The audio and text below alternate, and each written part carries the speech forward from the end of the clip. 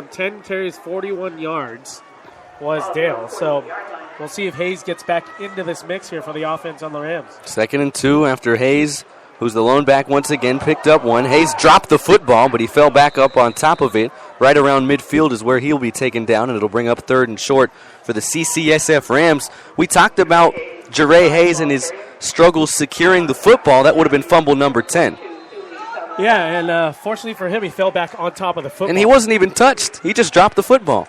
Maybe a little miscommunication with him and Peralta, too. Peralta also being backup quarterback, like you mentioned. A little miscommunication, a little early, a little late on the handoff. Under center, Peralta will sneak his way ahead into Mountie territory for a first down to the 49-yard line. Peralta passing in that first half. He struggled. We talked about the 2 picks that he threw. 9 of 16 for just 86 yards. The Mountie secondary, they've done a great job at blanketing receivers all season long. Same story out on the field today. Yeah, if you can hold the opposing quarterback under 100 yards in any half, you're doing a great job. So the Mount SAC defense really making sure Peralta really had no time to set his feet for most of that first half. 1st and 10 for CCSF at the Mountie 49. 4 wide set, 3 aligned to the near side. Jere Hayes, the sophomore, once again the lone back, as whistles will blow. A penalty marker flies into the far side of the field. The Rams jumped a little too early, a false start penalty against CCSF. These are penalties that you don't want to give Mount SAC, especially when you're down in the ballgame. Avoidable penalties for sure. Avoid it completely, but they did lead the state in penalties, like I mentioned a little bit ago. And, you know, these are penalties that you don't want to commit on Mount SAC. So 5-yard penalty will back CCSF up to their own 46, 13-20 left to go in the third quarter in the CCCAA Championship game between Mount SAC and CCSF. The Mounties currently leading the Rams 13-10. On a 1st and 15, Peralta will drop back to throw. Pressure coming. He's going to step up and run. A penalty marker will fly in. He'll throw on the run, and he'll complete down the near side of the field inside the 20-yard line down to the 19. But it probably won't matter because this one will be coming back for holding. The pass was completed to Antoine Porter. And sure enough, the Rams are coming on back. It's going to be a 10-yard penalty for holding against CCSF. That last coverage there by Mount SAC, I was watching, I believe that was Simpson on the coverage after that ball was caught.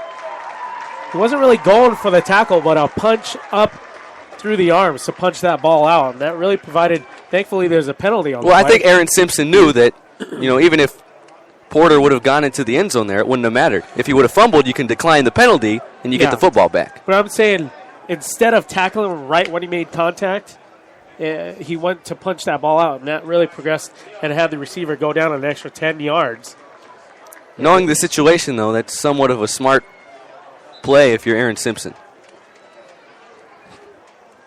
The penalty will back CCSF all the way up to their own 31-yard line. It'll be a 1st and 30 for the Rams. Make sure there's no throw underneath or a screen pass. You would give that option rather than deep downfield, obviously, all day long if you're the Mount SAC defense. The first down make for CCSF is all the way at the Mountie 39. 13-10 Mount SAC, 12:55 left to go in the third quarter. And they're on their own 31. You got a mountain to climb if you're CCSF for that first down. Jere Hayes, the lone back in motion from the near side to the far side. 4 wide set. 3 aligned to the near side of the field. The snap is back. Peralta to throw. He'll dump off a screen pass. It's Porter across the 35-yard line to the 36 for a pickup of 5 yards. It'll make it 2nd and 25. Mounties will let that happen all day long. Yeah, like I said, you're giving up the throw underneath or screen pass, and that's exactly what happened with Peralta. And that dump-off pass, or screen pass, I should say. And now it's had gobbled it up right away, only giving out 5 yards. 2nd and 25 for CCSF from their own 36. Antoine Porter, he's been a busy man in the receiving game. That's his second reception of the second half. 6th overall in the evening. 2nd and 25. Pass is complete, near side of the field. Incomplete. In and out of the hands of Jermaine Berry, the 6'1 sophomore, who should have held onto the football, but he didn't. Incomplete, 3rd and 25. Well, it's Joseph Bryan on the coverage there, really disrupting that floated pass again we're seeing from Peralta. Instead of really firing the ball down the field. Well, Brian, it's apparent that Peralta is not known for his arm strength, but he's been managing the game well for CCSF, and they're only down 3. That's going to bite him in the foot or in the arms, so to speak, if he keeps continuing to float that ball against these Mount Sac DBs and safeties. So after the incompletion, the drop pass from Jermaine Berry, 3rd and 25, Peralta going to step up and run, and Aloisi there to bring him down at the 40, just to pick up a 4. The freshman defensive lineman hit Peralta down hard, and CCSF, who looked like they were on their way to potentially taking the lead in this one, penalties kill them, and they'll be forced to punt. How would you like 6'7", 265 coming at you for a sack? I wouldn't like it. That's why I'm up here in the booth. That guy can move, too, for his size and ability. He is very fast off the line.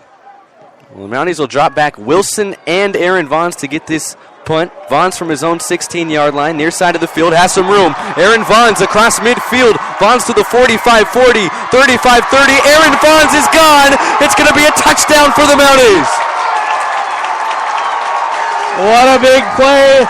That was from Aaron Vaughns. The slot receiver also playing on punt and kickoff return coverage for the Mounties. Hauls it in for another Mounties touchdown.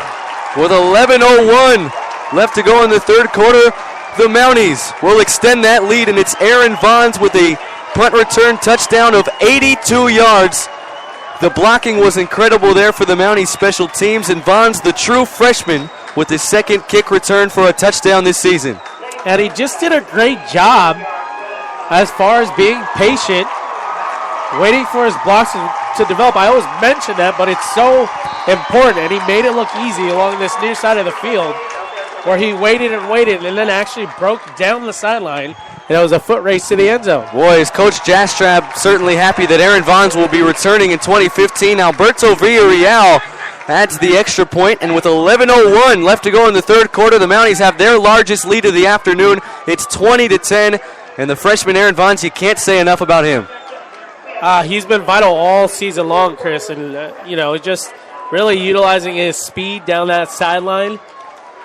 And he knows when to cut and when to hold his run, and he did a fantastic job on that return after his teammates helped him block along that Mountie sideline. So Aaron Vaughns, the true freshman out of Charter Oak High School, with an 82-yard punt return for a score. And the Mounties with a 20-10 lead. If the defense keeps on performing like they have been the last quarter and a half or so, it's going to be awfully tough for the Rams to mount a comeback in this one. Let's hope they can. I mean, they're right around their average as far as holding teams to just about 16 points per game. And Mount Sac breaking through that average that San Francisco holds against their opponents at 15. If the Mounties can, build off of this lead, obviously this is a big drive here to stop on the defensive end.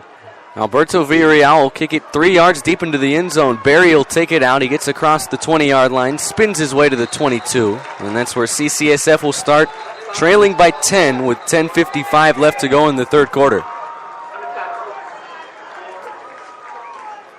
CCSF, Chris, had such a defensive game last week or 2 weeks ago against American River, and they've been a stingy defense all season long up there in Northern California. And right now they're facing another stingy defense in Mount Sac, and it really is whoever breaks first. Right now, Mount Sac's defense has the edge over San Francisco. How about Aaron Vaughns? You can't say enough about that punt return at the most opportunistic of times in the Junior College State Championship game. Peralta and the CCSF offense will begin at their own 22. Handoff Jere Hayes, far side of the field across the 25 to the 26 for a pickup of 4.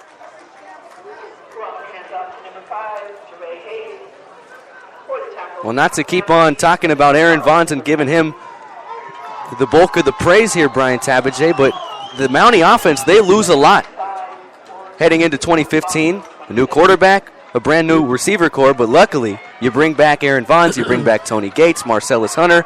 The running game's still going to be as good, if not better, in 2015. Yeah, the big component is quarterback, like you mentioned. Either Roscoe or Simcoe are going to take the snaps for the Mounties. Well, been talking to Jastram this week. He likes Matt Simcoe for next season, but for now it's the Mounties taking down Jere Hayes in the backfield for a loss of 3, and it'll bring up 3rd and 9. I tell you what, Brian, we've seen it all season long. When you give this Mountie defense some momentum, they do not let it go. No, that's pretty much the exciting part to watch as they get the momentum from any play, whether it be on the offensive end or special teams on that last possession by Aaron Vaughns. But like you said, they'll take it and use it on their defensive end, and even more so destructive, if you will, on the defensive end of the ball. The Mounties have proven that all season long. 3rd and 8.5 for CCSF. They have it at their own 24. Peralta going to drop back to throw under duress. Peralta is taken down in the backfield. That is big Analua Paleo, 285-pound freshman who brought down Peralta. No problem there. Kind of flung him to the ground, flexing his arms there, and bringing the blitz proves to be the right call on that last down for the Mounties. So a 3 and out for CCSF, and here you go. You got to punt it back to Aaron Vaughns once again. Well, I just said, Chris, that was a big drive to halt against the Rams. If they can really establish themselves and really get to the quarterback, which they did exactly that, it'll be a tougher hill to climb for the Rams. Christopher Tilby to punt it away, and Aaron Vaughns this time will let it hop. Now we'll pick it up inside the 25, and perhaps a freshman mistake there as Aaron Vaughns is taken down at his own 21-yard line. Certainly not the return that Vaughns had on the last one, but with 8:40 left to go, the Mounties hold that 10-point lead at 20-10, and will get the ball back on offense at their own 21. It kind of looked like Aaron Vaughns touched the ball, the way he reacted, making it a live ball, obviously, and he looked like he was going to let it roll, and then it looked like he reacted to himself touching that ball, obviously falling on top of it, and like you said, not the return or maybe a freshman mistake there by Vaughns. Nonetheless, Mountie football. Mounties will begin at their own 21. This is their first offensive possession of the second half. 8:40 left to go, third quarter. Mounties will audible and send all the receivers to the near side. Aaron Vaughns, the freshman, into the slot. Allo going to drop back to throw under duress, and Justin Allo is going down in the backfield, back around his own 18 for a loss of 3. And there to get him for the Rams was Connor Brennan. Connor Brennan and Malachi Tapa-Atu, defensive tackle, 6'1", 275 pounds. Out of America Samoa. Yeah, we have a couple players out of American Samoa, too. Pago American Samoa. Yeah. They produce some big men over there, huh? 2nd and 13. Allo going to drop back to throw. Complete near side of the field. The tight end, Steven Short, across the 25-yard line to the 27 for a pickup of 9 yards. It'll bring up 3rd and 4. Nice to see Steven Short part of this offense on this drive for the Mounties, the first of the second half. Steven Short, I forgot which game it was when Coach Jabs and company decided to use the tight ends as a whole new wrinkle in their scheme in the offense. That was nice. It was after the loss to Long Beach. And it's proved dividends for this Mountie offense. 3rd and 4. Allo going to drop back to throw, looking to the far side of the field, throwing to the far side of the field, completing to the far side of the field. Antoine Anderson caught it across the 40-yard line to the 41. It'll move the chains for Mount SAC. He lost the ball momentarily, but his knee clearly hit the turf before the ball jarred loose, and the Mounties will move the chains for the first time here in the third quarter. I don't know why he was extending his arm out, like as if he was reaching out for a first down. He's well over the first down marker. I tell you, in the state championship game, you'll get every yard you can. You never know, right? 1st and 10 for the Mounties from their own 41. Allo the throw once again. He'll complete to Amaris Tolbert out of the backfield, but Tolbert is taken down right at the line of scrimmage for no gain. As much as I love Amaris Tolbert and what he's done for the Mounties this season, he just hasn't been effective catching the football out of the backfield. He's been a great runner, but every time the Mounties run a bubble screen out of the backfield for Amaris Tolbert, it doesn't come to fruition. That's not his game. His game is running right down the middle of the field, and his game is not catching the ball in the flat and going upfield because that takes away from his power and speed. 2nd and 10, play action. Allo going to pump. He's going to go deep. Christopher Gilchrist inside the 20, inside the 15, and down to the 11.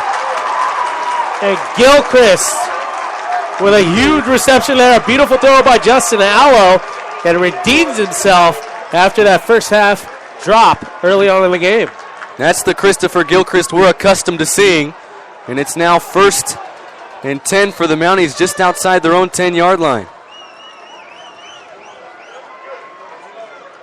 Well, I guess they'll give the Mounties the ball spot. 1st and goal from the 10. Delayed handoff. Aaron Vaughns inside the 5, and he's down at the 1. Had to wait for the officials to make the signal, but they will decide that